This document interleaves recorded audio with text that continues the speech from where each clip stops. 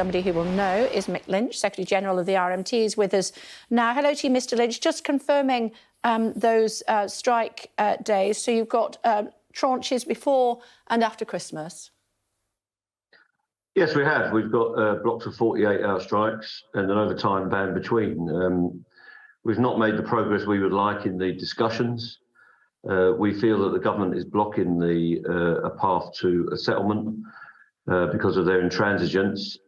We haven't had a strike for a considerable time now to allow for those talks, but we haven't made any progress. We've got no offer for the train operating companies, and we've got no new offers from Network Rail. So we have to try and push this along to get towards a settlement. So unfortunately, we have to take this industrial action. We've tried to keep that away from the Christmas week itself and the festive period so that people can travel and make their arrangements. Yeah, government's blaming you. What would you say in response? Well, that's typical. The government is in charge of the railways. The Secretary of State has got a contract with the train operating companies that he is responsible for industrial relations, and he directly sets their mandate in negotiations. So he's the person that's controlling them, gives them their instructions. And of course, he's the only shareholder in Network Rail. So he's got direct responsibility. And I'm calling on him, and I'm meeting him tomorrow, to be somebody that facilitates a deal, facilitates progress, rather than being somebody that obstructs it. I don't understand why they've cancelled a round of negotiations and have cancelled an offer that they were formulating over the weekend and were going to put to me at 2 o'clock on Monday, and cancelled the meeting with less than an hour's notice. So I'm not quite sure what the government's up to, but they've got to get off their hands and get working on getting an agreement.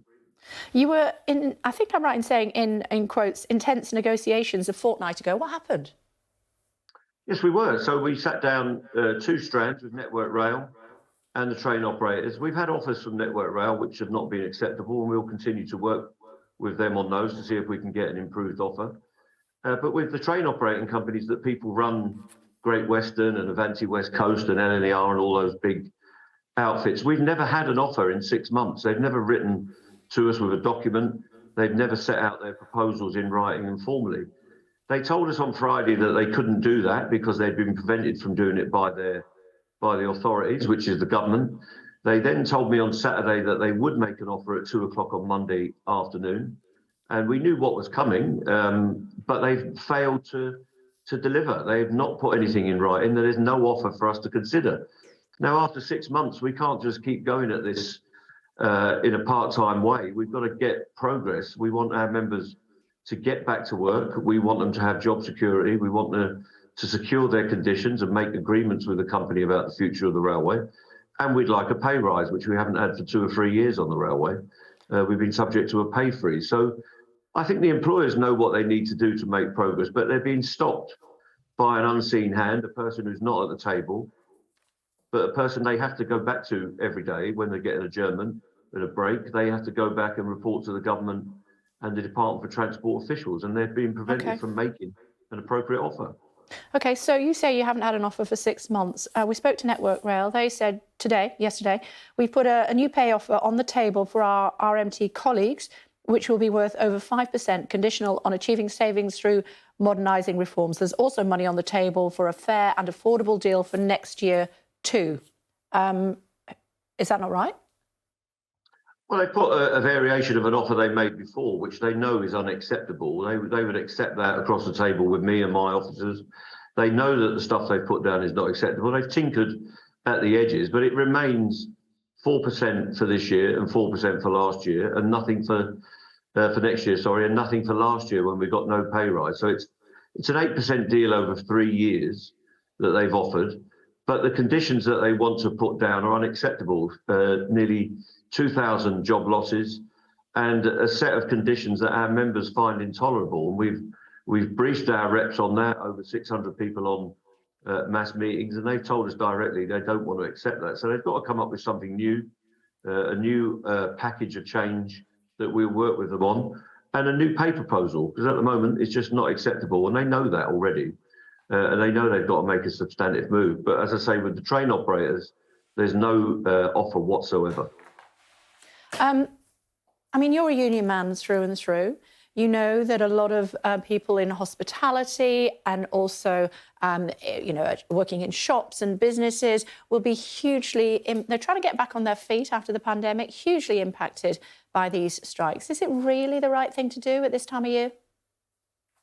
Well, there's never a right time to go on strike. We don't want to be on strike, and we have taken quite a lot of care over the last 6 months and have listened to public opinion and groups that have contacted us, and we have moved our strikes around to accommodate as far as we can. But after 6 months and 2 ballots where our members have delivered mandates twice, despite the anti-union laws that we've got in this country, we need to get this finished and get it over the line.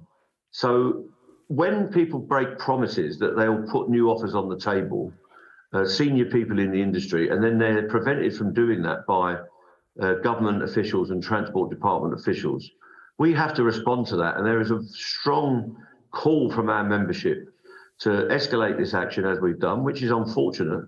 And we do apologise for the disruption this is causing, but you're going to find this across society and across sectors and many industries, where workers are saying we cannot tolerate the prescription we've been given by the government and by the employers, where their wages are being driven down, their work is being made insecure, and their conditions are being ripped off them in the name of profit and the accumulation of wealth by the super rich, which is what is happening in this society. So we need a change, and we're determined to get a deal on behalf of our members.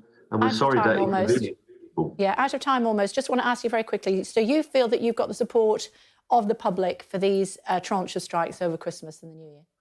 Well, we've had public support so far quite strongly. We understand the difficulties, and we will be trying to communicate our case to the public through whatever means we can. But we know it's a tough call, and we've been careful not to actually disrupt the festive period. So our last strike before Christmas is on the 17th. That gives people a full week to make their arrangements, and we won't disrupt through strike action the period between Christmas and New Year and the resumption of normal business after Christmas. So that's what we've done. We know that's not palatable to some people, but that's where we are at the moment.